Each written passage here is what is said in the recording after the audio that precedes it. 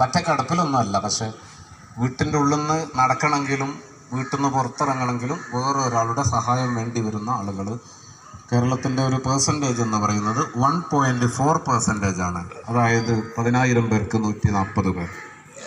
10,000 പേർക്ക് 140 ആണെങ്കിൽ നിങ്ങളുടെ പഞ്ചായത്തിൽ 560 പേര് 600 പേരെങ്കിലും വീട്ടിൻ്റെ ഉള്ളിൽ കുടുങ്ങിപ്പോയവരുണ്ടാവും. അരക്കതായ തളർന്നവർ, സ്ട്രോക്ക് വന്നവർ, പിന്നെ എന്തോ ശാരീരിക അവസ്ഥ കൊണ്ട് പ്രായമായവർ, ഇങ്ങനെയൊക്കെ പ്രായം കൊണ്ട് തന്നെ വീട്ടിലകപ്പെട്ടവർ, അങ്ങനെയൊക്കെയുള്ള വീട്ടിൽ നിന്ന് പുറത്തിറങ്ങാൻ മറ്റൊരാളുടെ സഹായം, വീട്ടിൽ തന്നെ കാര്യങ്ങൾ ചെയ്യാൻ മറ്റൊരാളുടെ സഹായം ആവശ്യമുള്ള 560 പേര് ഈ 1.4% എന്ന കണക്ക് പ്രകാരം ഉണ്ട്.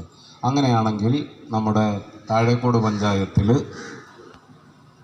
അടിയന്തരമായി പാലിയേറ്റീവ് കെയർ കിട്ടേണ്ട 10 ദിവസം കൂടുമ്പോൾ എങ്കിലും, ഒരു ദിവസം കൂടുമ്പോൾ എന്നാണ് നമ്മൾ ആവശ്യപ്പെട്ടത്, 10 ദിവസം കൂടുമ്പോൾ എങ്കിലും ഒരു നഴ്സ് സന്ദർശിച്ച് സമഗ്രമായ പരിചരണം ഉറപ്പുവരുത്തേണ്ട 840 പേരെങ്കിലും ഈ താഴേക്കോട് പഞ്ചായത്തിലുണ്ട്.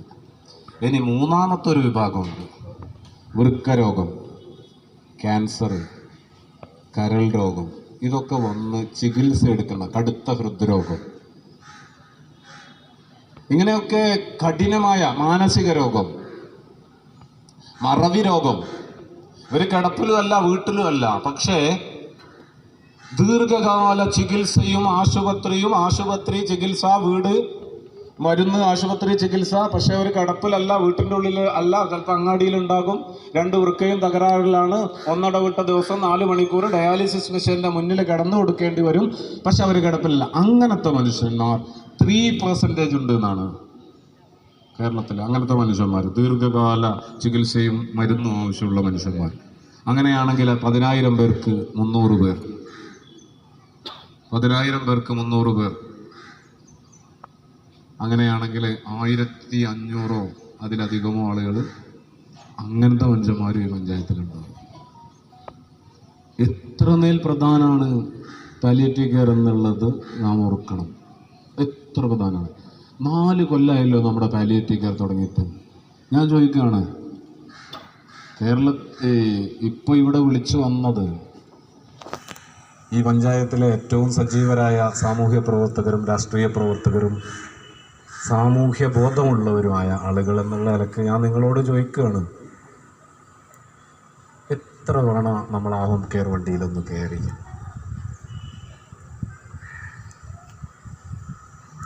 എത്ര തവണ ഈ ഹോം കെയർ? ഞാൻ കൈപൊക്കണമെന്നൊന്നും പറയുന്നില്ല, നിങ്ങളുടെ മനസാക്ഷിയോട് ചോദിക്കുക. ഒരാളെ അപമാനിക്കാനൊന്നും എനിക്ക് ആഗ്രഹമില്ല. പക്ഷേ ഈ 4 കൊല്ലത്തിനിടയിൽ ഞാൻ എത്ര തവണ ആ വണ്ടിയിലൊന്ന് കയറി?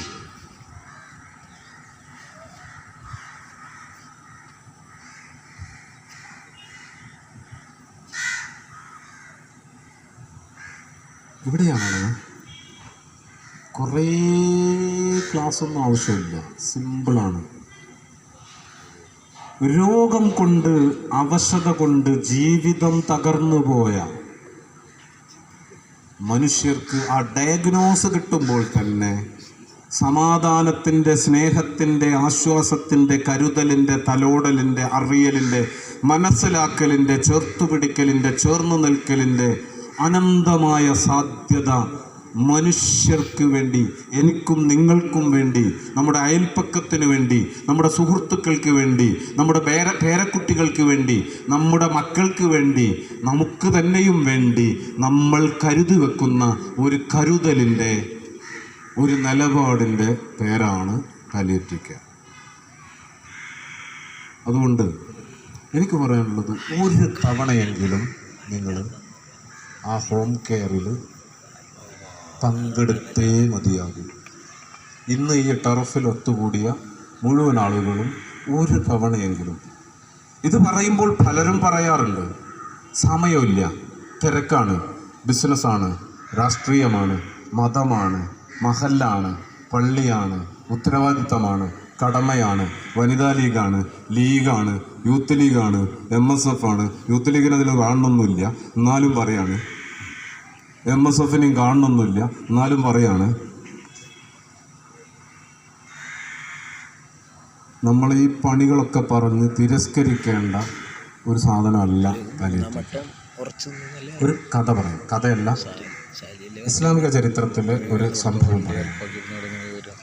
ഇസ്ലാമിക ചരിത്രത്തിൽ ഒന്നാമത്തെ പ്രവാചകൻ മരിച്ചു കഴിഞ്ഞതിന് ശേഷമുള്ള ഒന്നാമത്തെ ഖലീഫ നമുക്കെല്ലാവർക്കും അറിയാം, അബൂബക്കർ സിദ്ദീഖ്. അദ്ദേഹം ഖിലാഫത്ത് ഏറ്റെടുക്കുന്നതിന് മുമ്പ് അദ്ദേഹത്തിൻ്റെ പരിസരത്ത് അയൽപ്പക്കത്ത് ഒറ്റയ്ക്ക് താമസിക്കുന്ന ഒരു ഉമ്മ ഉണ്ടായിരുന്നു. നോക്കാൻ ആളില്ലാത്ത, ഇങ്ങോട്ട് നോക്കി കണ്ണ്, അവിടെ പലതും നടക്കും.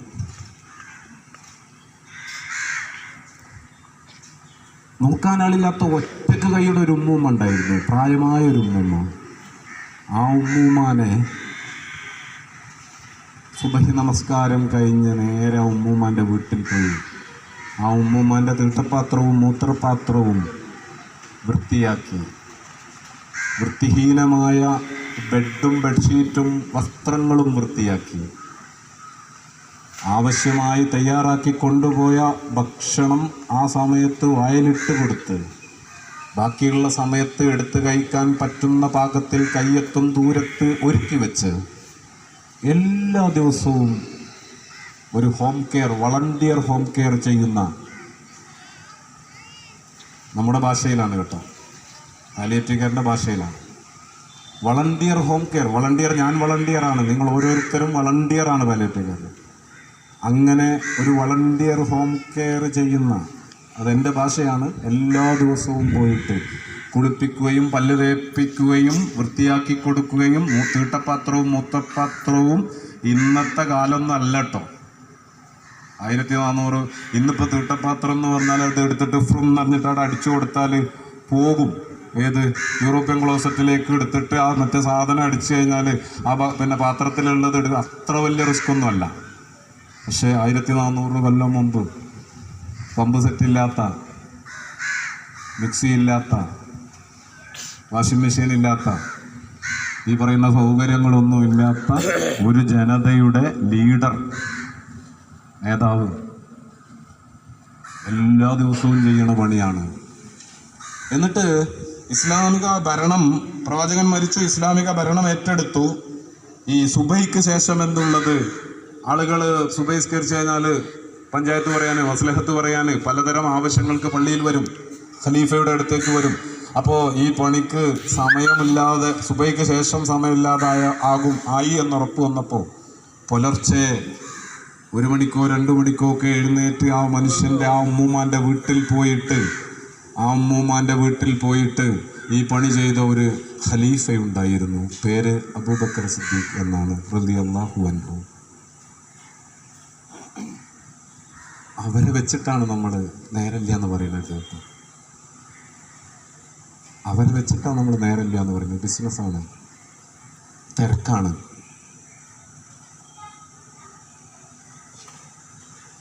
സാമ്പ്രദായികമായ ഒരു രീതി വെച്ച് ഏതോ സാധാരണക്കാർ ചെയ്യേണ്ട, ഒരു പണിയും തരമില്ലാത്തൊരു, ഒരു ഏർപ്പാടും ഇല്ലാത്തവർ ചെയ്യേണ്ട പണിയാണ് പാലിയേറ്റീവ് കെയർ എന്ന് ഒരിക്കലും തെറ്റിദ്ധരിച്ചു പോകരുത് കേട്ടോ, ഒരിക്കലും തെറ്റിദ്ധരിച്ചു പോകരുത്.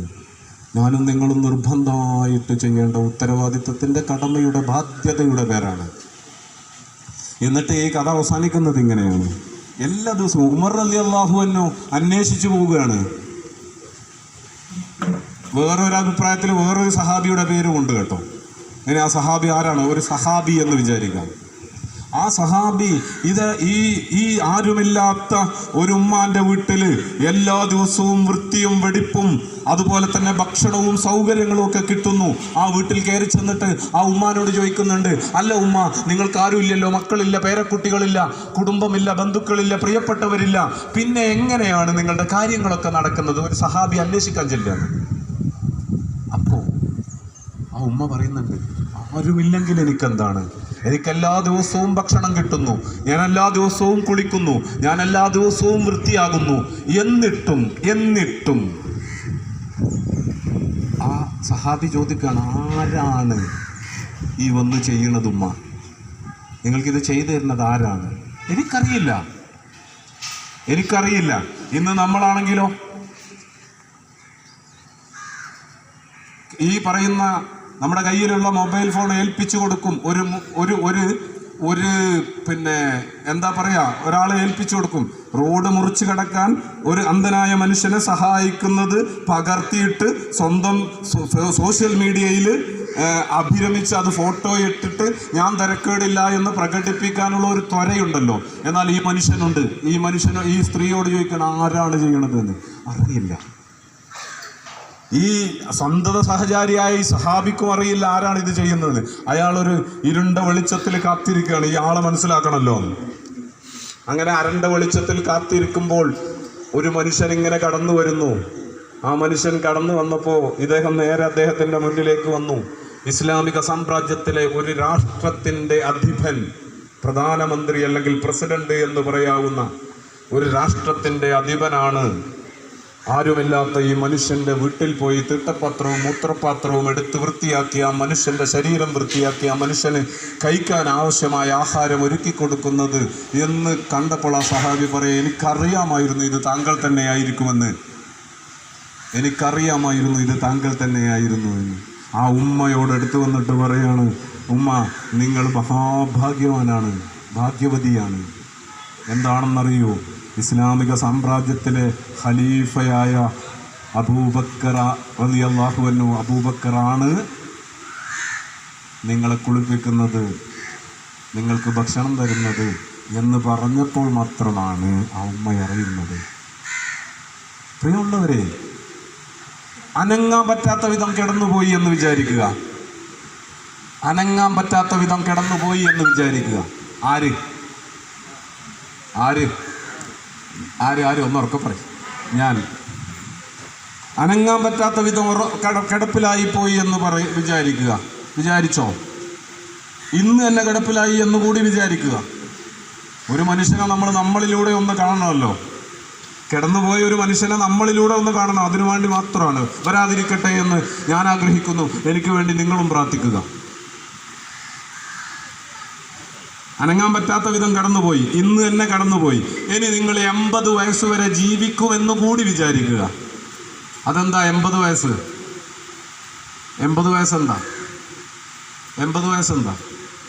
ശരാശരി ഇന്ന് മലയാളിയുടെ ആയുർദൈർഘ്യമാണ് 80 വയസ്സ്, 74 വയസ്സ്, 80 വയസ്സൊക്കെ. അപ്പോൾ 80 വയസ്സ് വരെ ജീവിക്കും. ഇനി കിടന്നുകൊണ്ടാണ് ജീവിക്കുക, അനങ്ങാൻ പറ്റാത്ത വിധം കിടന്നാണ് ജീവിക്കുക എന്ന് വിചാരിക്കുക. ഞാൻ 10 ചോദ്യം ചോദിക്കുന്നുള്ളൂ. 10 ചോദ്യം ചോദിക്കുന്നുള്ളൂ. ഒന്നാമത്തെ ചോദ്യം, അനങ്ങാൻ പറ്റാത്ത വിധം കിടന്നുപോയാൽ മരിക്കുന്നത് വരെ സമയത്തിന് തിന്നാനും കുടിക്കാനും കിട്ടുന്ന ധൈര്യം പറയാൻ പറ്റുന്നതെന്ന് കൈവക്കുക. 2, തൂറലും പാത്തലും മാനം കെടാതെ നടക്കുമെന്ന് ധൈര്യം പറയാൻ പറ്റുന്ന ഒരു കൈപൊക്കുക. നിങ്ങളുടെ ബാങ്ക് അക്കൗണ്ട്, നിങ്ങളുടെ അധികാരങ്ങൾ, നിങ്ങളുടെ ആടയാഭരണങ്ങൾ, നിങ്ങളുടെ സമ്പത്ത്, നിങ്ങളുടെ ബിസിനസ്, നിങ്ങളുടെ മക്കൾ, നിങ്ങളുടെ പേരമക്കൾ, നിങ്ങളുടെ വീട്, നിങ്ങളുടെ സൗകര്യങ്ങൾ എല്ലാം ആലോചിച്ചോളൂ. ഞാൻ പറയുന്നു, മാനം കെടാതെ മലമൂത്ര വിസർജനം നടക്കുമെന്ന് ധൈര്യം പറയാൻ പറ്റുന്നവരൊന്ന് കൈപൊക്കുക. ആരെങ്കിലും ഉണ്ടോ? മൂന്നാമത്തെ ചോദ്യം, അവനവൻ ഉപേക്ഷിച്ച മലത്തിലും മൂത്രത്തിലും ഭക്ഷണാവശിഷ്ടങ്ങളിലും ശരീരദ്രവത്തിലും കിടക്കൂലാന്ന് ധൈര്യമുള്ളവരൊന്ന് കൈപൊക്കുക. 4, ശരീരം പൊട്ടിയൊലിച്ചിട്ട് 24 മണിക്കൂർ അനങ്ങാതെ കിടന്ന ശരീരം പൊട്ടും. ഒരു 24 മണിക്കൂർ കൂടി അങ്ങനെ തന്നെ കിടക്കുകയാണെങ്കിൽ പതുക്കെ അതിൽ ദുർഗന്ധം വരും. വേറെ ഒരു 24 മണിക്കൂർ കൂടി ശുചിത്വവും നേരത്തെ പറഞ്ഞ സാധനങ്ങളൊക്കെ ഉണ്ടായിട്ട് ആ തീട്ടത്തിലും മൂത്രത്തിലും കിടന്ന് ഭക്ഷണാവശിഷ്ടങ്ങളിലും ശരീരദ്രവത്തിലും കിടന്നു കഴിഞ്ഞാൽ പുഴുക്കളും വരും. ചോദ്യം 4, സ്വന്തം ശരീരം പൊട്ടിയൊലിച്ച് ദുർഗന്ധം വന്ന് പുഴുക്കൾ വരൂല എന്ന് ധൈര്യമുള്ളവരൊന്ന് കൈപൊക്കുക. 5, 4 മണിക്കൂർ സുഖനിദ്ര കിട്ടും, നല്ല ഉറക്ക് കിട്ടുമെന്ന് ധൈര്യം പറയാൻ, അനങ്ങാൻ പറ്റാത്ത വിധം കിടന്ന് കുറേ വർഷങ്ങൾ ഇങ്ങനെ കിടക്കേണ്ടി വന്നാൽ സുഖനിദ്ര കിട്ടും എന്ന് ഉറപ്പുള്ളവരൊന്ന് കൈപൊക്കുക. 6,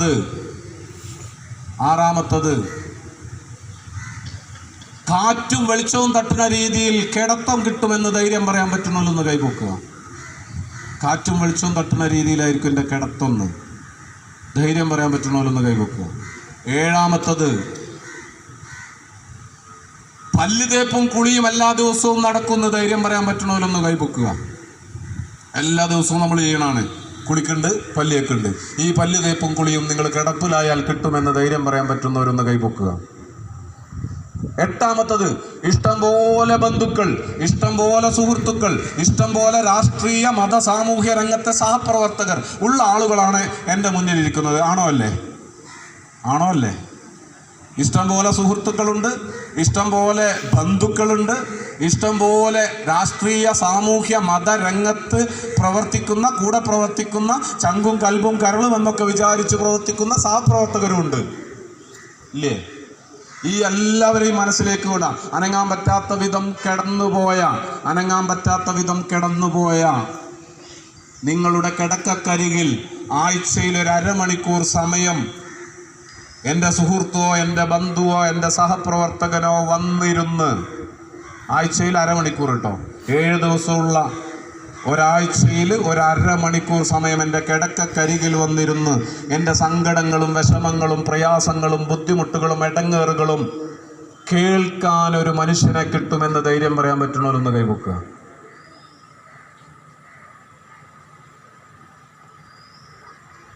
ഒമ്പതാമത്തത്, ഈ കാണുന്ന ശരീരത്തിനും മനസ്സിനും വേദനയില്ലാത്ത രാപ്പകലുകളായിരിക്കും എനിക്കുണ്ടാകുക എന്ന് ധൈര്യം പറയാൻ പറ്റുന്നവരൊന്ന് കൈവെക്കുക. പത്താമത്തത്, 3 തരം ചോദ്യമാണ്. ആണുങ്ങളോട് വേറെ ചോദ്യം, പെണ്ണുങ്ങളോട് വേറെ ചോദ്യം, കല്യാണം കഴിക്കാത്ത കുട്ടികൾ ഇതിൻ്റെ ഇടയിലുണ്ടെങ്കിൽ ഓരോട് വേറൊരു ചോദ്യം. ആദ്യം പെണ്ണുങ്ങളോടുള്ള ചോദ്യമാണ്. വനിതാ ലീഗിൻ്റെ പരിപാടിയാണല്ലോ.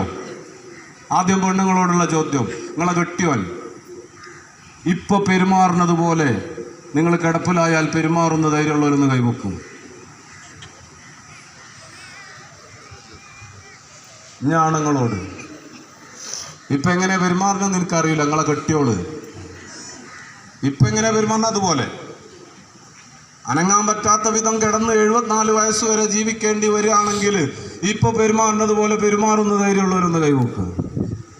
ഇനി കുട്ടികളോട്, കല്യാണം കഴിക്കാത്തവരോട്, ആട് കേട്ടൊന്നും നോക്കണ്ട, ഇതെങ്ങനെ സ്വന്തത്തേക്ക് നോക്കിയാൽ മതി. ഇനി അടുത്തത് കുട്ടികളോട്, നിങ്ങളുടെ ബ്രദർ, നിങ്ങളുടെ സിസ്റ്റർ, ആങ്ങള, പെങ്ങൾ ഇപ്പൊ പെരുമാറുന്നത് പോലെ അനങ്ങാൻ പറ്റാത്ത വിധം കിടന്നുപോയാൽ പെരുമാറുന്ന ധൈര്യമുള്ളവരൊന്ന് കൈവെക്കുക. 10 ചോദ്യം ഞാൻ ചോദിച്ചത്. നമ്മൾ വിചാരിക്കും, ഈ പ്രസംഗങ്ങളിലൊക്കെ പറയുന്നുണ്ട് കാരുണ്യം, ദയ, ആർദ്രം, ത്യാഗം, സന്നദ്ധത എന്നൊക്കെ. അതൊന്നും അല്ല കേട്ടോ.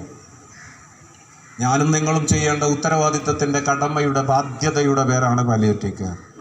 മാത്രമല്ല, എനിക്ക് തന്നെ വേണ്ടിവരുന്ന, എൻ്റെ കുടുംബത്തിലേക്ക് വേണ്ടിവരുന്ന, എൻ്റെ വീട്ടിലേക്ക് വേണ്ടിവരുന്ന ഒരു പരിചരണ ശാസ്ത്രത്തിൻ്റെ പേരാണ്. അതുകൊണ്ട് ഇപ്പോൾ ഇതിൽ പ്രവർത്തിക്കുക എന്ന് പറയുന്നത് നമ്മൾ ഇൻഷുറൻസ് എടുക്കുന്നത് പോലെയാണ്. ഇൻഷുറൻസ് എടുത്താൽ അറിയാലോ, ഒരു കുടുക്ക് വരുമ്പോൾ തിരിച്ച് എല്ലാ സഹായം കിട്ടും. അതുപോലെയുള്ളൊരു പ്രവർത്തനമാണ് ഇത്. ശരിക്കും നമ്മൾ നിർബന്ധമായിട്ടും ചെയ്യണം. ഇനി ഞാൻ ചോദിക്കുന്ന ഒരു ചോദ്യം, എൻ്റെ സമയം തീർന്നു, 10 മിനിറ്റ് കൂടിയേ ബാക്കിയുള്ളൂ, 5 മിനിറ്റേ ഉള്ളൂ. 10 മിനിറ്റ് എടുക്കാമെന്ന് വിചാരിക്കണം, 15 പറഞ്ഞത്. ചോദ്യം ഇതാണ്. ഇപ്പോൾ ഇവിടെ ഒരു മഹല്ല്, എനിക്ക് അറിയാവുന്ന ഒരു മഹല്ല് എന്നുള്ള നിലക്ക് തായക്കോട് മഹല്ല് എന്ന് പറയാണ്. തായക്കോട് മഹല്ല്, അങ്ങനെ ഒരു മഹല്ലുണ്ടല്ലോ. അതല്ലാത്തൊരു നിങ്ങളെ മഹല്ല് വിചാരിച്ചാൽ മതി. ഈ മഹല്ലിൽ ഒരു മനുഷ്യൻ മരിച്ചു.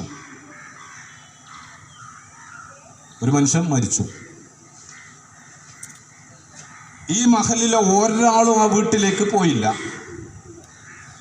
അപ്പം നിങ്ങൾ കുനിസ്റ്റ് ആലോചിക്കരുത്, അങ്ങനെയൊക്കെ ഉണ്ടാവുമോ എന്ന് ഇങ്ങനെ വിചാരിച്ച് എന്തപ്പം പറഞ്ഞു, എങ്ങനെയൊക്കെ ഉണ്ടാവുമോ മനുഷ്യന്മാരെന്ന് വിചാരിക്കേണ്ട. ഞാനൊരു കഥ പറയാണ്, മനസ്സിലായില്ലേ? കുനിസ്റ്റ് ആലോചിക്കണ്ട, ഞാനൊരു കഥ പറയാണ്. തായക്കോട് മഹല്ലിൽ ഒരാൾ മരിച്ചു, ആരും ആ വീട്ടിലേക്ക് പോയില്ല, ഒരാൾ മാത്രമേ പോയത്. ആ ആൾ ആ മനുഷ്യനെ കുളിപ്പിച്ചു, ആ ആൾ ആ മനുഷ്യനെ കഫൻ ചെയ്തു, ആ ആൾ ആ മനുഷ്യനെ ഏറ്റി പള്ളിയിലെത്തിച്ചു, ആ ആൾ ആ മനുഷ്യന് വേണ്ടി നിസ്കരിച്ചു, ആ ആൾ ആ മനുഷ്യന് വേണ്ടി കബറുണ്ടാക്കി, ആ ആൾ ആ മനുഷ്യനെ കബറിലിറക്കി വെച്ചു, ആ ആൾ ആ മനുഷ്യനെ മറമാടി പ്രാർത്ഥിച്ചു തിരിച്ചു പോന്നു. ഇതാണ് കഥ. കഥ കേട്ടോ? ഇനി ചോദ്യം, കഥ കേട്ട നിങ്ങളോട് ചോദ്യം. ഒരു മഹല്ലിൽ മരിച്ച ഒരു മനുഷ്യന് വേണ്ടി ഒരാൾ ചെയ്താൽ ഈ മഹല്ലിലെ ബാക്കിയുള്ളവരൊക്കെ കുറ്റത്തിൽ നിന്ന് ഒഴിവാകൂലേ? ഒഴിവാകും. മദ്രസയിൽ പഠിച്ചിട്ടുണ്ടല്ലേ, ഫർള് ഐനും ഫർള് കിഫയൊക്കെ പഠിച്ചിട്ടുണ്ട്. ഒരാൾ ചെയ്താൽ ഈ മഹലിലെ എല്ലാവരും കുറ്റത്തുനിന്ന് ഒഴിവാകും. മരിച്ചവന്റെ കാര്യത്തിൽ അത്രയേ ഉള്ളൂ അല്ലേ? ശരിക്കും നിങ്ങളറിയാം, നമ്മൾ ആൾക്കാർ മരിച്ചാലാണ് ആൾക്കാരെ കുറിച്ച് നല്ലത് പറയാം അല്ലേ? ശരിക്കും അതുവരെ കുറ്റം പറഞ്ഞ ആൾക്കാർ പോലും എന്താണ് മരിച്ചു കഴിഞ്ഞാൽ ശരിക്കും നല്ലത് എപ്പോഴാണ് പറയേണ്ടത്? ജീവള്ളപ്പല്ലേ?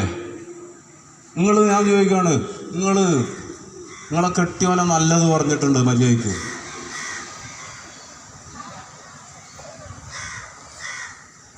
ജീവിച്ചിരിക്കുന്നു, മരിച്ചിട്ട് എന്ത് പറഞ്ഞിട്ട് എന്താ കാര്യം? നിങ്ങളെ മക്കളെ അവർ ചെയ്യുന്ന നല്ല കാര്യം എടുത്ത് അപ്രീഷിയേറ്റ് ചെയ്ത് ഹഗ് ചെയ്ത് കെട്ടിപ്പിടിച്ച് ഒരു ഉമ്മ കൊടുത്തിട്ടുണ്ടോ? ഞാനൊരു സാന്ദർഭികമായിട്ട് ചോദിക്കുകയാണ്. വലിയ സാമൂഹ്യ രാഷ്ട്രീയ മതരംഗത്ത് പ്രവർത്തിക്കുന്ന ആളുകൾ എന്നുള്ള നിലക്ക്, അല്ലെങ്കിൽ വനിതാ ലീഗിൽ പ്രവർത്തിക്കുന്ന ആളുകൾ എന്നുള്ള നിലക്ക് എനിക്ക് നിങ്ങളോട് ചോദിക്കാനുള്ളത്, മക്കൾക്ക് എല്ലാ ദിവസവും ഒരു ഉമ്മ കൊടുക്കുന്ന ആൾക്കാരൊന്ന് കൈവയ്ക്കേ. എല്ലാ മക്കൾക്കും, ചെറിയ കുട്ടിക്കല്ല കേട്ടോ, അതിനെ കൊടുക്കും നിങ്ങൾ. എല്ലാ മക്കൾക്കും എല്ലാ ദിവസവും ഉമ്മ കൊടുക്കണ ഉമ്മമാരുണ്ടെങ്കിൽ ഒന്ന് കൈവക്ക്. എണ്ണം കുറഞ്ഞ് എന്താണ് ഓരോ ന്യായം പറയാണ്. പെര ഉണ്ടാകുമ്പോൾ കൊടുക്കുമെന്ന്. കെട്ടിയൻ ഗൾഫിൽ പോയാൽ ആദ്യത്തെ ദിവസമൊക്കെ ആണെങ്കിൽ ഫോൺ വിളിക്കുമ്പോൾ ഒരു ഉമ്മ അറിയാതെ കൊടുക്കൂല, ആൾക്കാരുണ്ടോന്നൊക്കെ നോക്കിയിട്ട്. പേരക്കുട്ടികൾ വിളിച്ചാൽ നിങ്ങൾ വല്യമ്മക്ക് ഉമ്മ കൊടുക്കുകയില്ലേ? ഫോണിലൂടെ കൊടുക്കാൻ പറ്റുന്ന സാധനമാണ് ഉമ്മ. മക്കളെ വിളിക്കുമ്പോൾ മോനെ, ഹോസ്റ്റലിലാണെങ്കിലും അത് ഞാൻ പറയുന്നത് പാലിയേറ്റീവ് കെയർ എന്ന് പറയുന്നത് നമ്മുടെ വീട്ടിൽ നിന്ന് തുടങ്ങേണ്ടതാണ്. ഒരു ത്യാഗമോ കാരുണ്യമോ ദയോ ഒന്നുമല്ല. ഞാൻ വീണ്ടും വരികയാണ്. മരിച്ചു കഴിഞ്ഞാൽ ഒരാൾ ചെയ്താൽ എല്ലാവരും കുറ്റത്തുനിന്ന് ഒഴിവാകും. ആണോ അല്ലേ? ഇനി ഞാൻ രണ്ടാമത്തെ കഥ പറയാണ്. അതുകൂടി കഴിഞ്ഞാൽ ഇന്നത്തെ ക്ലാസ് കഴിഞ്ഞ്. എന്താ സംഭവിച്ചാൽ, തായക്കോട് മഹല്ലിൽ ഈ മരിച്ച മനുഷ്യൻ്റെ കഥ തന്നെയാണ്. നേരത്തെ ഞാൻ പറഞ്ഞ മരിച്ച മനുഷ്യൻ്റെ കഥയാണ്. പക്ഷെ അയാൾ മരിക്കുന്നതിന് മുമ്പ് 2 കൊല്ലം തായക്കോട് മഹല്ലിൽ അയാളുടെ വീട്ടിൽ അയാൾ കിടപ്പിലായിരുന്നു. അനങ്ങാൻ പറ്റാത്ത വിധം രോഗപീഠകളാൽ ബുദ്ധിമുട്ടി ആ മനുഷ്യൻ കിടപ്പിലായിരുന്നു നിങ്ങളുടെ മഹല്ലിൽ, തായക്കോട് മഹല്ലിൽ 2 കൊല്ലം. ഏതെങ്കിലും സാധു 1-2 പാലിയേറ്റീവ് കെയർ വളണ്ടിയർമാർ നഴ്സിൻ്റെ കൂടെയോ അല്ലെങ്കിൽ അവർക്ക് ഒഴിവ് കിട്ടുമ്പോഴോ ഒക്കെ അവരുടെ വീട്ടിൽ പോയിട്ട് അവർക്ക് ആവശ്യമായ എല്ലാ കാര്യങ്ങളും ചെയ്തു കൊടുത്തിരുന്നു എന്ന് തന്നെ വിചാരിക്കുക. ഒരു കിടപ്പിലായ മനുഷ്യൻ്റെ, ജീവൻ പോയ മനുഷ്യൻ എന്താ ആവശ്യമുള്ളത്?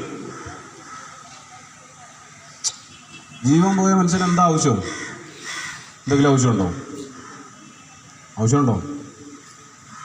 ജീവൻ പോയ മനുഷ്യൻ എന്തെങ്കിലും ആവശ്യമുണ്ടോ? ഒരാവശ്യമില്ലാന്നേ. എന്താവശ്യമുള്ളത് പറഞ്ഞോളി. അല്ല, അതൊക്കെ പ്രാർത്ഥിക്കണം. അത് ഇവിടെ മര്യാദയ്ക്ക് നിന്നുണ്ടെങ്കിൽ പ്രാർത്ഥിച്ചോളൂ. പക്ഷെ നിങ്ങൾ മരിച്ചുപോയി, ആണോ അല്ലേ? മരിച്ചുപോയി. ഒരു ആത്മാർത്ഥമായ പ്രാർത്ഥന തന്നെ നമുക്ക് കിട്ടുക എന്നുള്ളത് വേറെ ആലോചിക്കട്ടോ. ജീവള്ളപ്പം ആലോചിക്കേണ്ടിയാണ്, മരിച്ചിട്ട് ആലോചിക്കേണ്ടിയല്ല. കണ്ണ് നിറഞ്ഞ് ഹൃദയത്തോട് ചേർത്ത് വെച്ച് മനസ്സ് നൊന്തുകൊണ്ട് ഞാൻ മരിച്ചു കഴിഞ്ഞാൽ എൻ്റെ ചാരത്ത് വന്നുകൊണ്ട് എനിക്ക് പ്രാർത്ഥിക്കാവുന്ന വിധത്തിൽ ഞാൻ ഈ നാട്ടിൽ എന്തെങ്കിലും അടയാളം വെച്ചോ എന്നുള്ളത് ജീവള്ളപ്പം ആലോചിക്കണ്ട, എന്നാ കിട്ടും. പക്ഷെ മരിച്ചു കഴിഞ്ഞാൽ പിന്നെ നിങ്ങൾ തായക്കോട്ടുകാരെല്ലാവരും ഇവിടെ ക്ലാസ് എടുക്കാൻ വന്നു കഴിഞ്ഞാൽ ഒരു മനുഷ്യനാണ്, നമ്മളൊരു 4 ആളെങ്കിലും പോകണമെന്ന് പറഞ്ഞ് തായക്കോട് പാലിയേറ്റീവ് കെയറിൻ്റെ ഹോം കെയർ വണ്ടിയിൽ കയറിയിട്ട് എൻ്റെ പെരേക്ക് വന്നിട്ട് എൻ്റെ അടുത്തേക്ക് വന്നിട്ട് ഞാനറിയണ്ടോ? ഇല്ല. പക്ഷെ ഞാൻ കിടപ്പിലായ സമയത്ത് നിങ്ങൾ വിവരം അറിഞ്ഞിട്ട് 4 ആൾക്കാർ വന്നാൽ ഞാൻ അവിടെ അഭിമാനിക്കുകയാണ്. തായക്കോട് 2 ദിവസമേ ഞാൻ ക്ലാസ്സിന് പോയിട്ടുള്ളൂ. പക്ഷെ 4 ആൾക്കാർ എൻ്റെ അടുത്ത് കാണാൻ വന്നെന്ന് പറഞ്ഞിട്ട് എനിക്കൊരു കുളിർമ കിട്ടാനുണ്ട്, എനിക്കൊരു ആശ്വാസം കിട്ടാനുണ്ട്, എനിക്കൊരു സമാധാനം കിട്ടാനുണ്ട്, എനിക്കൊരു സ്നേഹം കിട്ടാനുണ്ട്. അത് ജീവള്ളപ്പം കൊടുക്കണം. എപ്പോഴാണ് കൊടുക്കണ്ടേ? ജീവള്ളപ്പം. ഈ മനുഷ്യന്, ഈ കടന്നുപോയ ഈ മനുഷ്യന് എല്ലാം ചെയ്തു കൊടുത്തു എന്ന് വിചാരിക്കുക. ചെയ്യാൻ കഴിയില്ല കേട്ടോ. ജീവനുള്ള മനുഷ്യന്മാർക്ക് എല്ലാ കാര്യം ചെയ്തു കൊടുക്കാൻ നമുക്ക് കഴിയില്ല. അതിന് മാത്രമുള്ള കഴിവും ശക്തിയൊന്നും നമുക്കില്ല. പക്ഷെ ചെയ്തു കൊടുത്തു എന്ന് വിചാരിക്കുക. ഒന്നോ രണ്ടോ ആൾക്കാർ ആ പാലിയേറ്റീവ് കെയറിലെ വളണ്ടിയർമാര് ആ കിടന്ന് 2 കൊല്ലം കിടന്ന മനുഷ്യന്റെ കാര്യത്തിൽ എല്ലാം ചെയ്തു എന്ന് വിചാരിക്കാം. ഞാൻ എൻ്റെ ചോദ്യം, കഥ കഴിഞ്ഞു. എൻ്റെ ചോദ്യം ഇതാണ്, ഇങ്ങനെ 2 ആള് ചെയ്തു എന്നുള്ളത് കൊണ്ട് താഴെക്കോട് മഹലിലുള്ള ബാക്കിയുള്ളവരൊക്കെ കുറ്റത്തുനിന്ന്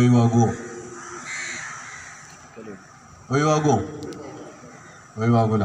എന്താ കാരണം? ഇത് ഞാൻ പറയുന്ന കാരണമല്ല, പ്രവാചകൻ പഠിപ്പിച്ചു തരാണ് കേട്ടോ. പരലോകത്ത് വിചാരണ എന്നൊന്നുണ്ട്. വിചാരണ താഴെക്കോട് മഹലിലുള്ള എല്ലാവരും കൂടി വിളിച്ചെടുത്തി, ഇതുപോലത്തെ എന്തെങ്കിലും സ്ഥലത്ത് വിളിച്ചെടുത്തിട്ട് ഒറ്റ ചോദ്യം ചോദിച്ചിട്ട് കൈയൊന്നിച്ച് കഴിച്ചിലാണോ വിചാരണ എന്നല്ലല്ലോ, ഇൻഡിവിജ്വലാണ്. ഓരോ വ്യക്തികളോടുമാണ് വിചാരണ. ആ വിചാരണ നാളിൽ പടച്ച തമ്പുരാൻ നിങ്ങളോട് ചോദിക്കുമെന്ന് പ്രവാചകൻ പറയുകയാണ്. ഓരോരുത്തരോടും ചോദിക്കും പടച്ച തമ്പുരാൻ, ഞാൻ രോഗിയായി കിടന്നപ്പോൾ നീ എന്തുകൊണ്ട് എന്നെ പരിചരിച്ചില്ല? പടച്ചോനാ ചോദിക്കുന്നത്. അപ്പോൾ പ്രവാചകൻ തന്നെ പറയാണ്, നമ്മൾ പടച്ചോനോടൊന്ന് തർക്കിക്കാൻ ശ്രമിക്കും. കൃപാലുവും ദയാലുവും പരമകാരുണികനും സൃഷ്ടാവും സംവിധായകനുമായ പടച്ച തമ്പുരാനെ, നിനക്ക് രോഗമോ? പടച്ചോനോടൊരു ചോദ്യം നമ്മൾ ചോദിക്കുന്നു. പ്രവാചകൻ പറയും, ഞാൻ പറയല്ലോ കേട്ടോ. അപ്പോൾ പടച്ച തമ്പുരാൻ പറയും, നിന്റെ അയൽപക്കത്ത് ഇന്നാലിന്ന ഒരു മനുഷ്യൻ ക്യാൻസർ വന്ന്, ഇന്നാലിന്ന ഒരു മനുഷ്യൻ വൃക്കരോഗം വന്ന്, ഇന്നാലിന്ന ഒരു മനുഷ്യൻ കരൾ രോഗം വന്ന്, ഇന്നാലിന്ന ഒരു മനുഷ്യൻ മറവി രോഗം വന്ന്, ഇന്നാലിന്ന ഒരു മനുഷ്യൻ വയസ്സായി ബുദ്ധിമുട്ടി അടങ്ങാറായി, വീട്ടിൽ കിടപ്പിലായി പോയിരുന്നു, ബുദ്ധിമുട്ടായിരുന്നു, ആശുപത്രികളിലും ചികിത്സയിലുമായി അടങ്ങേറിലായിരുന്നു. ആ മനുഷ്യനെ അയാളുടെ വീട്ടിൽ പോയി പരിചരിച്ചിരുന്നുവെങ്കിൽ എന്നെയാണ് നീ പരിചരിക്കുന്നത്. അപ്പോൾ ഞാൻ എൻ്റെ ഉത്തരവാദിത്തം ചെയ്യണം. എൻ്റെ കെട്ടിയോള് ആ പണി ചെയ്യണം. ഓള് കഴിച്ചിലാവണമെങ്കിൽ കെട്ടിയോൻ ചെയ്യുന്നുണ്ട്. ഇനിയിപ്പോൾ ഞാനൂടി വേണ്ടാന്നല്ല പാലിയേറ്റീവ് കെയറിലെ ആൾക്കാർ വിചാരിച്ചാൽ, ഓള് പോകുന്നുണ്ട്, ഓള് മതി, ഞാൻ വേണ്ടാന്ന് ആണുങ്ങളും വിചാരിക്കരുത്. മക്കളുണ്ട്, നമ്മൾ എല്ലാവരും കൂടി പോകണ്ടെന്ന് വിചാരിക്കണ്ട. നിങ്ങൾ കഴിച്ചിലാണോ, നിങ്ങൾ പോകണം.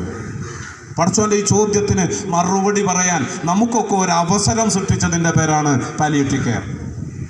ആ അവസരം ഉണ്ടാക്കി തരാണ്. കിടന്നുപോയ രോഗിയെ കാണാൻ അവസരം ഉണ്ടാക്കി തരിക. വണ്ടി സൗകര്യം ചെയ്ത് തന്നിട്ടുണ്ട്. കയറി ഇരുന്ന് ഇരുന്ന് കൊടുത്താൽ മതി അല്ലേ? മറ്റത് വണ്ടി അവസരം ഉണ്ടാക്കി, വണ്ടിയില്ലേ വേണ്ടോ? എന്നിട്ട് അതിലൊന്ന് കയറിയിരിക്കുക. എന്നിട്ട് അടുത്ത ചോദ്യം, പടച്ചോൻ്റെ അടുത്ത ചോദ്യം, ഞാൻ പട്ടിണി കിടക്കുന്ന സമയത്ത് നീ എന്തുകൊണ്ട് എന്നെ ആഹരിപ്പിച്ചില്ല? അപ്പോഴും നമ്മൾ പടച്ചോനോട് ചോദിക്കും, ഈ ഭൂമിയും അതിലെ എല്ലാ ചരാചരങ്ങളെയും സൃഷ്ടിച്ച പടച്ചോനെ, നിനക്ക് പട്ടിണിയോ? അപ്പോൾ പടച്ചതമ്പുരാൻ പറയും, ഇന്നാലിന്ന വീട്ടിൽ കിട്ടണ പൈസ മുഴുവനും മരുന്ന് വാങ്ങാൻ, കിട്ടണ പൈസ മുഴുവനും ആശുപത്രിയിൽ പോകാൻ, എങ്ങനെയെങ്കിലും വാപ്പ രക്ഷപ്പെട്ടാൽ, എങ്ങനെയെങ്കിലും ഉമ്മ രക്ഷപ്പെട്ടാൽ എന്നാഗ്രഹിച്ച് കിട്ടണ പൈസ മുഴുവനും ചികിത്സക്കും മരുന്നിനും വേണ്ടി ചെലവഴിച്ച് ആ വീട്ടിൽ പക്ഷെ പട്ടിണി ഉണ്ടായിരുന്നു. കഴിക്കാൻ ഭക്ഷണം ഇല്ലായിരുന്നു, പട്ടിണി ഉണ്ടായിരുന്നു. ആ പട്ടിണി കണ്ടറിഞ്ഞ് ആ പട്ടിണി പരിഹരിക്കാൻ നിങ്ങൾ ശ്രമിച്ചിരുന്നുവെങ്കിൽ നിങ്ങൾ എന്നെയാണ് തിരിക്കുന്നത്. പടച്ചോന് തിന്നാൻ കൊടുക്കുന്നതിന് തുല്യമാണ്. ഇതിൽപ്പറ എന്ത് സൗകര്യമാണ് പാലിയേറ്റീവ് കെയർ ഈ നാട്ടിലെ മനുഷ്യന്മാർക്ക് ഒരുക്കി കൊടുക്കേണ്ടത്? ഇനി അടുത്ത ചോദ്യം, ഞാൻ നഗ്നനായി ഉടുക്കാതിരുന്നപ്പോൾ നീ എന്തുകൊണ്ട് എന്നെ ഉടുപ്പിച്ചില്ല? അപ്പോൾ നമ്മൾ ചോദിക്കും, പടച്ചോനെ നിനക്ക് നഗ്നതയോ? വീണ്ടും പടച്ചോൻ പറയാണ്, ഓണം വരും, വിഷു വരും, പെരുന്നാൾ വരും, ക്രിസ്മസ് വരും. ചെറിയ ചെറിയ മക്കൾ, വാപ്പാക്ക് ക്യാൻസർ വന്നതുകൊണ്ട്, ഉമ്മാക്ക് ക്യാൻസർ വന്നതുകൊണ്ട്, വല്യുപ്പാക്ക് അസുഖമുള്ളത് കൊണ്ട്, വല്യുമ്മാക്ക് അസുഖമുള്ളത് കൊണ്ട് പൈസ മുഴുവനും ചികിത്സക്ക് വേണ്ടി മാറ്റിവെക്കുന്ന ആ വീട്ടിൽ ഓണം വരുമ്പോൾ, വിഷു വരുമ്പോൾ ചെറിയ മക്കൾക്ക് നല്ല ആഗ്രഹമുണ്ട് ഒരു പുതുവസ്ത്രം ധരിക്കണമെന്ന്. ആ പുതുവസ്ത്രം ധരിക്കാൻ ആ വീട്ടിൽ സാഹചര്യമില്ലാത്തത് കൊണ്ട് കണ്ണുനീർ പൊയ്ക്കുന്ന മക്കൾ, കണ്ണുനീർ പൊയ്ക്കുന്ന ഉമ്മ, ഈ ഉമ്മാനെ കാണാൻ, ആ മക്കളെ കാണാൻ കണ്ണുണ്ടായിരുന്നുവെങ്കിൽ, അവർക്കൊരു ചെറിയ ഉടുപ്പ് വാങ്ങിക്കൊടുത്തിരുന്നുവെങ്കിൽ നീ എന്നെയാണ് ധരിപ്പിക്കുന്നത്. വനിതാ ലീഗ് ശ്രദ്ധിക്കണം. പണി എത്ര ഉണ്ടെന്നറിയോ? അവർക്ക് ഭയങ്കര സ്വയലായിരിക്കും. നിങ്ങൾക്ക് ശ്രദ്ധിക്കാൻ പറ്റണം. ഞാൻ അവസാനിപ്പിക്കുകയാണ്. പാലിയേറ്റീവ് കെയറിന് വേണ്ടി നിങ്ങളുടേത് ആവശ്യം 4 കാര്യമാണ്. 1, ഇനി ഞാൻ നിങ്ങളോട് ഒരു ചോദ്യം കൂടി ചോദിച്ചിട്ടേ അവസാനിപ്പിക്കണുള്ളൂ. ഇന്ന് മരിച്ചെടുത്താണോ ആളുള്ളത്? കിടപ്പിലായ രോഗിൻ്റെ അടുത്താണോ ആളുള്ളത്? മരിച്ചെടുത്താണ് ആളുള്ളത് അല്ലേ? ഒരാൾ ഉണ്ടായാൽ എല്ലാവരും കുറ്റത്തുനിന്ന് ഒഴിവാക്കുന്ന സ്ഥലത്ത് എല്ലാവരും ഉണ്ട്. എല്ലാവരും വേണ്ടിയ ഒരു സ്ഥലമുണ്ട്. അതാരാ? കിടപ്പിലായ ഒരു രോഗി, മാറാ രോഗി. ആ രോഗിൻ്റെ അടുത്ത് ആരെങ്കിലും ഉണ്ടോ? ഇനി ഞാൻ ചോദിക്കുകയാണ് കിടന്നുപോയ അമ്മ, കിടന്നുപോയ വാപ്പാനെ കുളിപ്പിക്കാൻ മക്കളങ്ങൾ പഠിപ്പിച്ചോണോ? ഇല്ലല്ലേ. മരിച്ചാൽ എങ്ങനെ കുളിപ്പിക്കാമെന്ന് പഠിപ്പിക്കാൻ പോവുകയാണ്. മരിക്കുന്നതിന് മുമ്പ് കിടപ്പിലായ വാപ്പ ഉണ്ട് കേട്ടോ, ഉമ്മ ഉണ്ട് കേട്ടോ. കിടപ്പിലായ വാപ്പാനെ പല്ല് വെച്ച് കൊടുക്കുമ്പോൾ കടിക്കും, മരിച്ച മയ്യത്തിന് പല്ല് വെച്ച് കൊടുക്കുമ്പോൾ കടിക്കൂല. കിടപ്പിലായ വാപ്പാനെ കുളിപ്പിക്കുമ്പോൾ ചിലപ്പോൾ തച്ചിന്ന് വരും. മയ്യത്തിനെ കുളിപ്പിക്കാൻ ഭയങ്കര എളുപ്പമാണ്.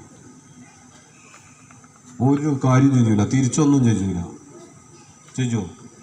ഇല്ല. പക്ഷെ ജീവനുള്ള വാപ്പാനെ കുളിപ്പിക്കാൻ കുറച്ച് റിസ്ക്കാണ് കേട്ടോ. ഒരു മദ്രസയിലും ഒരു പള്ളിയിലും ഒരു പള്ളിക്കൂടത്തിലും ഒരു സ്ഥലത്തും ഒരു സ്കൂളിലും ഒരു കോളേജിലും കിടന്നുപോയ വാപ്പാനെ എങ്ങനെ കുളിപ്പിക്കണം എന്ന് പഠിപ്പിക്കില്ല. അത് പഠിപ്പിക്കണ ഒരേ ഒരു സ്ഥലമേ ഉള്ളൂ. ആ സ്ഥലത്തിൻ്റെ പേരാണ് നിങ്ങളുടെ പാലിയേറ്റീവ് കെയർ. അത് പഠിപ്പിക്കാൻ പോകുന്ന പൂക്കിൻ്റെ പേരാണ് ഹോം കെയർ. ആ ഹോം കെയറിൽ മക്കളെ ചേർക്കണം, നിങ്ങളും പഠിക്കണം. ഞാനൊരു ഒരു ചോദ്യം സ്ത്രീകളോട് ചോദിക്കുകയാണ്. ഉമ്മമാർ ജീവിച്ചിരിക്കുന്ന ആളുകളൊന്ന് കൈവെക്കും. ഉമ്മ, ശരി, സ്ത്രീകളോടാണ്. ശരി, 60 വയസ്സിന് മുകളിലായ ഉമ്മയുള്ളവരൊന്ന് കൈവെക്കുക. ശരി, ഈ 60 വയസ്സിന് മുകളിലുള്ള ഉമ്മാൻ്റെ ഈ ഭാഗം തൊട്ട് ഈ ഭാഗം വരെ മാസത്തിൽ ഒരിക്കലെങ്കിലും പോയി പരിശോധിക്കുന്നവരുണ്ടെങ്കിൽ ഒന്ന് കൈവെക്കുക. ഡെയിലി പരിശോധിക്കുന്നവരുണ്ടെങ്കിൽ നല്ലത്. കിടന്നു പോയിട്ടുണ്ടോ? ആ, നല്ലത്, അടിപൊളി. എല്ലാ ദിവസവും മാസത്തിൽ ഒരിക്കലെങ്കിലും ഉമ്മാൻ്റെ ഈ ഭാഗം തൊട്ട് ഈ മുട്ട് വരെയുള്ള ശരീരഭാഗം പരിശോധിക്കണം. എത്ര ആളുകൾ നമ്മളുണ്ട്? ബാക്കും മുന്നും. ശരി. അമ്മായിയമ്മ, 60 വയസ്സിന് മുകളിൽ അമ്മായിയമ്മ ഉള്ളവർ. ആ ഉമ്മൻ്റെ കാര്യം ഞാൻ ചോദിച്ചില്ല. അപ്പോൾ അമ്മായിമ്മൻ്റെ കൈപൊക്കി. അല്ല, അതല്ല, ഞാനത് വേറെ ചോദിക്കാമെന്ന് വിചാരിച്ചത്. സ്വന്തം അമ്മാൻ്റെ കാര്യം ഞാൻ ആദ്യം ചോദിച്ചില്ല കേട്ടോ. ശരി, അമ്മായിമ്മ ജീവിച്ചിരിക്കുന്നവർ 60 വയസ്സിന് മുകളിൽ ഈ അമ്മായിമാൻ്റെ ഈ ശരീരഭാഗം പരിശോധിക്കുന്നവരൊന്ന് കൈവെക്കുക. അല്ല, കിടപ്പിലാവണമെന്ന് ഞാൻ പറഞ്ഞില്ല കേട്ടോ. ഞാൻ കിടപ്പിലെന്ന് പറഞ്ഞിട്ടേ ഇല്ല. നിങ്ങളൊന്ന് ആലോചിച്ച് നോക്കൂ. ഈ പ്രായത്തിൽ, നിങ്ങളുടെ പ്രായത്തിൽ ഫിഷർ ഉണ്ടായാൽ, പൈൽസ് ഉണ്ടായാൽ, ഫിസ്റ്റുല ഉണ്ടായാൽ ആരോടും പറയാതെ മൂടി അടക്കൂലേ? ആണോ അല്ലേ? ഉമ്മാൻ്റെ കാര്യത്തിൽ പീരിയഡ്സ് നിന്ന് ഗർഭപാത്രത്തു നിന്നും ആ പറയുന്ന പ്രദേശത്തു നിന്നുമൊക്കെ ലീക്കിങ്ങും ഇൻഫെക്ഷനും ഒക്കെ ധാരാളം വരാൻ സാധ്യതയുണ്ട് സ്ത്രീകൾക്ക്. ഉണ്ടോ ഇല്ലേ? മിണ്ടാതെ ഉമ്മ, ആരോടും പറയാതെ ഉമ്മ, കഷ്ടപ്പെടുത്താതെ ഉമ്മ അത് സഹിച്ച് ഇൻഫെക്ഷൻ ബാധിച്ച് ഇടങ്ങേറായിട്ട് ജീവിക്കുന്നുണ്ടെങ്കിൽ അത് അറിയാൻ പറ്റുന്ന മകളില്ലെങ്കിൽ എന്ത് ചെയ്യും? ഞാൻ ചോദിക്കുന്ന അടുത്ത ചോദ്യം കൂടി, അതുകൂടി ചോദിച്ച് അവസാനിപ്പിക്കാം.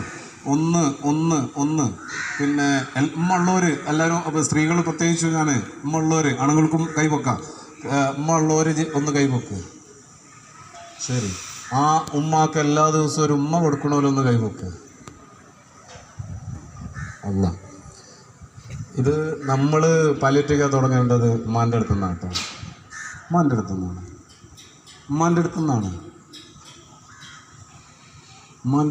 ഉമ്മാൻ്റെ നെറുകയിൽ കവിളത്തൊരു ഉമ്മ കൊടുത്ത്, ഉമ്മാൻ്റെ സങ്കടങ്ങളും വിഷമങ്ങളും പ്രയാസങ്ങളും കേൾക്കാൻ വേണ്ടി സമയം കൊടുത്ത്, ഉമ്മാൻ്റെ ശരീരത്തിൻ്റെ വിഷമങ്ങളും പ്രയാസങ്ങളും ശരിക്കും ഉള്ളു തുറന്ന് പറയാൻ സമയം കൊടുത്ത് വീട്ടിൽ നിന്ന് തുടങ്ങണം. അപ്പോൾ നിങ്ങൾ ചിന്തിക്കുന്നുണ്ടാവും, ഞാൻ ഉമ്മാൻ്റെ വീട്ടിലല്ലല്ലോ, കെട്ടിയോൻ്റെ വീട്ടിലാണല്ലോ എന്ന്. ഞാൻ പറഞ്ഞില്ലേ, ഫോണ് വിളിച്ചിട്ട് കൊടുക്കാൻ പറ്റുന്ന സാധനമാണ് ഉമ്മാന്ന്. ചിലപ്പോൾ ഇന്ന് നിങ്ങൾ കൊടുത്താൽ ഉമ്മക്കൊരു ബേജാറുണ്ടാവും. വലിയ ഉസ്താദിൻ്റെ അടുത്തോ കുട്ടിക്കെന്തേ പറ്റിയെന്ന് ചോദിച്ചൊരു ഉസ്താദിൻ്റെ അടുത്തൊക്കെ പോകാൻ സാധ്യത ഉണ്ടാകും. പക്ഷെ നാളെയും കൂടി കൊടുത്താൽ ശീലാകും. മറ്റന്നാൾ കൊടുത്താൽ അത് കിട്ടണമെന്ന് ആഗ്രഹിക്കും. 4ാമത്തെ ദിവസം കിട്ടിയിട്ടില്ലെങ്കിൽ ഉമ്മാൻ്റെ കണ്ണ് നിറയും കേട്ടോ. മക്കളുടെ കാര്യത്തിലും അതാണ്. അപ്പോൾ വീട്ടിൽ നിന്ന് തുടങ്ങണം നമ്മൾ. ഞാൻ അവസാനിപ്പിക്കുകയാണ്. പാലിയേറ്റീവ് 4 കാര്യങ്ങളാണ് ചെയ്യേണ്ടത്. 1, നിങ്ങൾ സമയം കൊടുക്കണം. 2, നിങ്ങൾ ശരീരം കൊണ്ട് തന്നെ ചെയ്യണം. ശരീരം കൊണ്ട്, കിടന്നുപോയ മനുഷ്യനെ കിടക്കരികിൽ പോയിരുന്ന് കാണാൻ സമയം കൊടുത്ത് ശരീരം കൊണ്ട് തന്നെ ചെയ്യണം. 3, പാലിയേറ്റീവ് കെയറിന് വേണ്ടി, ഇന്നിപ്പോൾ പാലിയേറ്റീവ് കെയർ ഇത്രയും കുറച്ച് നേരം കേട്ടല്ലോ, നിങ്ങളോട് ചോദിക്കാനുള്ളത്, പാലിയേറ്റീവ് കെയറിന് വേണ്ടി തല കൊടുക്കാൻ തയ്യാറുള്ളവരൊന്ന് കൈപൊക്കുക. തല കൊടുക്കാൻ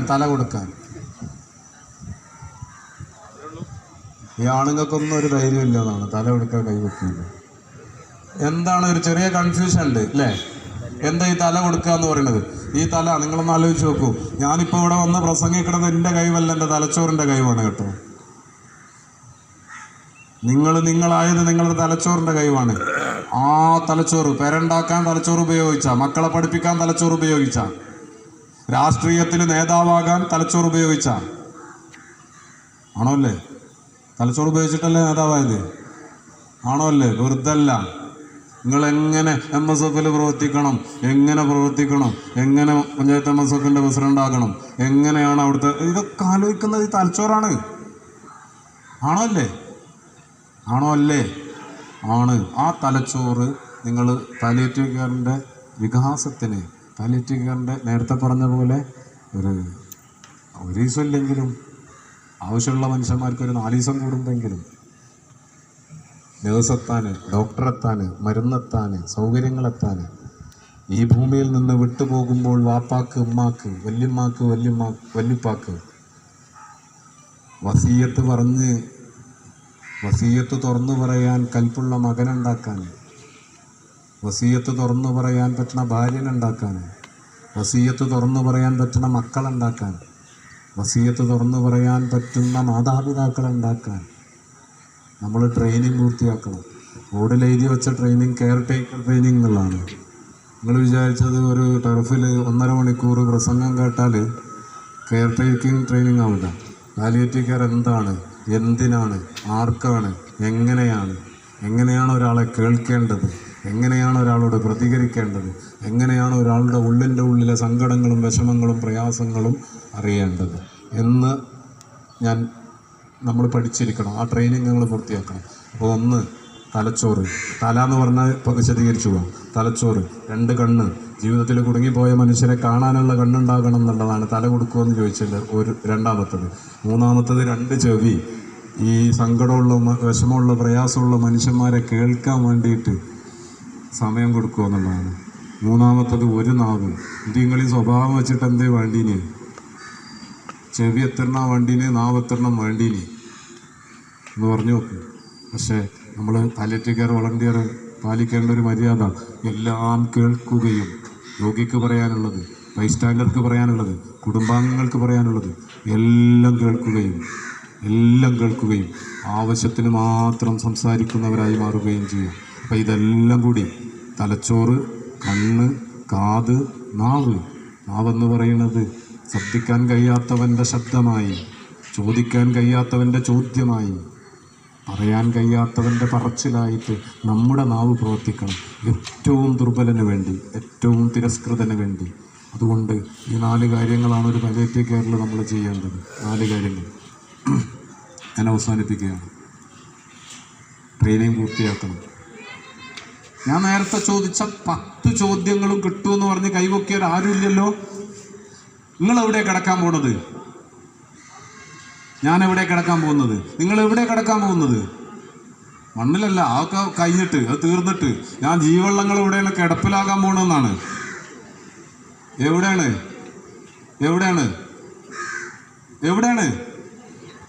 സ്വന്തം വീട്ടിലല്ലേ? ആശുപത്രിയിൽ നിന്ന് ഡിസ്ചാർജ് വരാനുള്ളത് സ്വന്തം വീട്ടിലേക്കല്ലേ? ഞാൻ ചോദിക്കണ ഒരു ചോദ്യമുണ്ട്. ICUവിൽ വെന്റിലേറ്ററിൽ കിടന്ന് മരിക്കണം എന്ന് ആഗ്രഹിക്കുന്നവരുണ്ടെങ്കിൽ ഒന്ന് കൈവക്ക്. കുഴപ്പമില്ലാന്ന്. വെന്റിലേറ്ററിൽ കിടന്ന് മരിക്കാൻ കുഴപ്പമില്ലാന്ന്. ശരി, ഒരാളുണ്ട്, ആയിക്കോട്ടെ, അയാളെ വിട്ട്. 2-മത്തത് ബാക്കിയുള്ളവരുണ്ടെങ്കിൽ പറയണം കേട്ടോ. ICUവിൽ കിടന്ന് മരിക്കാൻ ആഗ്രഹം ഉണ്ടെങ്കിൽ ഒന്ന് കൈവക്ക്. ശ്വാസം മുട്ടിക്കഴിഞ്ഞാലായി. വെന്റിലേറ്ററിൻ്റെ കാര്യം എന്താണെന്ന് വെച്ചാൽ മൂക്കിലൊരു പൈപ്പ്, തൊള്ളയിൽ വേറൊരു പൈപ്പ്, മൂത്രത്തിന് വേറൊരു പൈപ്പ്, എല്ലാ അവയവങ്ങളിലും പൈപ്പ്. എന്നിട്ട് മരിച്ചാൽ പോലും മകനറിയാതെ, മകളറിയാതെ, ഭർത്താവ് അറിയാതെ, മരിച്ചു എന്നുള്ള അറിയാതെ ആ വെന്റിലേറ്ററിൽ കിടന്ന് മരിക്കണം എന്നാണ് മുപ്പത്തി പറഞ്ഞത്.